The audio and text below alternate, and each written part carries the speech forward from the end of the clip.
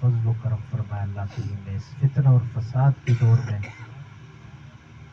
اتنا ہی بہترین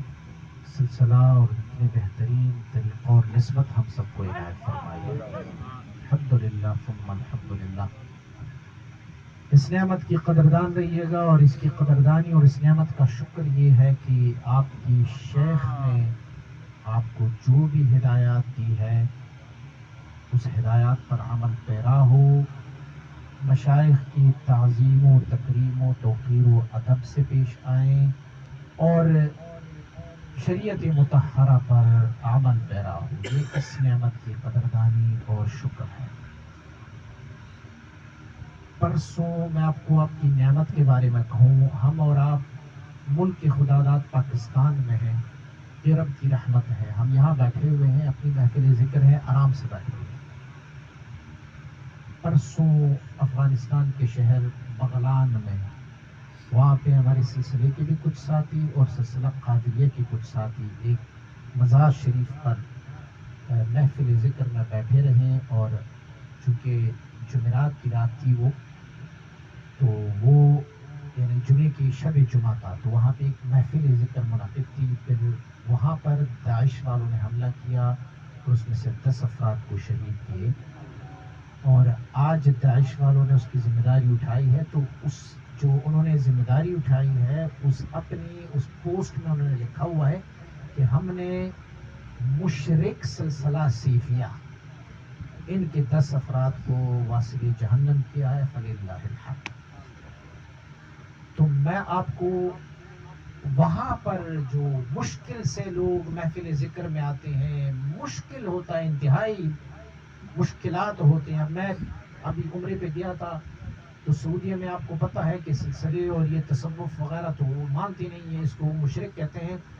میں نے وہاں اپنے ساتھیوں کو دیکھا کہ وہ کس طریقے سے محفل ذکر میں آتے ہیں، امامِ اتار کی گاڑیوں میں ایک ایک بندہ، پھر نیچے ایک بندے کو کھڑا کر کے بھئی کوئی بندہ نہ آئے، کیا نہ کرے۔ مجھے یاد آیا جب کریم آقا صلی اللہ علیہ وسلم کے صحابہ کرام ابتدائی دور میں مکہ معظمہ میں تھے، تو وہ جہاں پر ان کی حضور سے ملاقات ہوتی، دین کی تعلیم حاصل کرتے، تو گنے چنے لوگ تھے، اور وہ پھر ایک گھر میں اکٹھے ہو جاتے، اور کتنا خطرہ ہوتا تھا باہر سے حملے کا۔ آج کل آپ کی نسبت کو یہ خطرہ ہے اور ہر جگہ ہے، لیکن ہمیں اللہ نے اتنا فضل و کرم اللہ نے ہم پر فرمایا کہ ہم پاکستان میں ہیں، پاکستان میں اللہ نے ہمیں ایسے مواقع دیے ہوئے ہیں، تو ہم اگر اس نعمت کا شکر ادا نہ کریں نا تو یہ ہمارے لیے بدقسمتی ہوگی۔ ذرا غور تو کریں کہ وہ لوگ جو سلسلہ عالیہ صیفیہ کے ساتھ وابستہ ہے، اور ان مواقع پر، ان جگہوں پر جہاں پر اتنی مشکلات ہوتے ہیں، اس کے باوجود بھی الحمدللہ وہ ذکر میں فکر میں لگے ہوئے ہیں۔ مجھے وہاں سے ایک ساتھی کا فون آیا جس کا ایک بھائی وہاں پر شہید ہوا، تو اس نے کہا کہ ہمیں تو یہ اس میں اور بھی شدت اختیار کرنی چاہیے، کیونکہ یہ وہ سلسلہ ہے جس میں بندے کو شہادت مل جاتی ہے۔ ہاں، ہم تو اس پہ خوش ہیں کہ بھائی سلسلہ میں اتنا پیارا ملا ہوا ہے کہ الحمدللہ بندہ جو ہے اس میں شہادت کے مرتبے پہ فائز ہو جائے۔ اس نعمت کا شکر گزار رہیں، اس نعمت کو اپنے پاس رکھیں، اس کو نہ، یہ ہیرا ہے، ہیرا جس طرح آپ ہیرے کی حفاظت کرتے ہیں نا، ایسی اس نسبت کی حفاظت کر لیا کریں۔ بس عمل پیرا ہو اس پر، سلسلہ مبارکہ پر، ذکر کی محافل میں، جہاں جہاں بھی آپ بیعت ہو، جہاں جہاں بھی ذکر کی محافل ہوتے ہیں اس میں جائیں، اللہ کے بندوں سے وابستہ رہیں۔ فتنہ اور فساد ہے، چاروں طرف دیکھیں، فتنہ ہے، فساد ہے، اور رب نے اس فتنے اور فساد میں آپ ہی کو چنا ہوا ہے کہ تو اللہ کا ذکر کر، تو اللہ کی بارگاہ میں حاضر ہو جا۔ میں خود چونکہ